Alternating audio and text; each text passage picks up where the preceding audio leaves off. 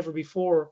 Like if you look at the landscape, people are far more subjective than they are objective, with relation to objective value. And I think that's a very strong consideration in terms of what are the key motivation drivers for people today versus 10 or 15 years ago. I think even from my perspective, so I recruit across companies of different sizes, different industries.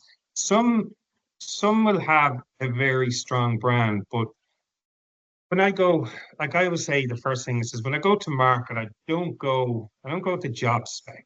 I go with the story. And I think it's about that piece, where we even talked about authenticity, bringing things to life.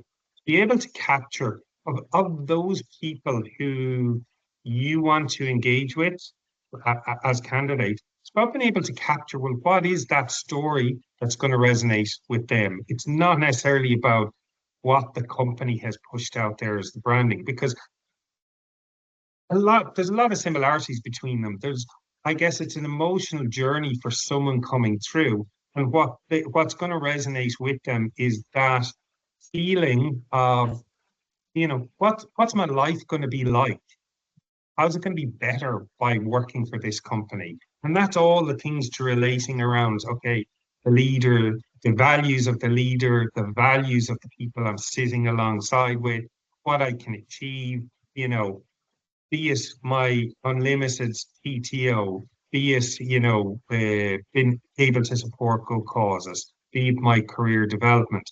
Really capturing that piece and being able to tell stories. And I think going back to that thing of the employees as the brand ambassadors, if you have people, and let's say it's for a finance team that you're trying to recruit, they want to be able to relate to other people that have come through. So let's say there are people who came from Big Four consulting into your finance team. Okay, what was that journey like for those other people? Because that's the piece that's going to be important to them. So again, the more that can be captured, communicated, be consistent throughout it. And I think Stephanie mentioned even the tone of everything that comes through has to be what's going to resonate with them.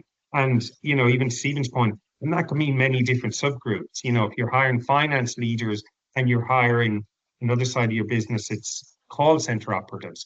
Their experience is going to be much different. The way they communicate about the company is going to be much different. So I think as leaders, certainly within TA, we need to understand what's relevant to our groups. We need to be able to capture and to measure, and to evaluate what that is.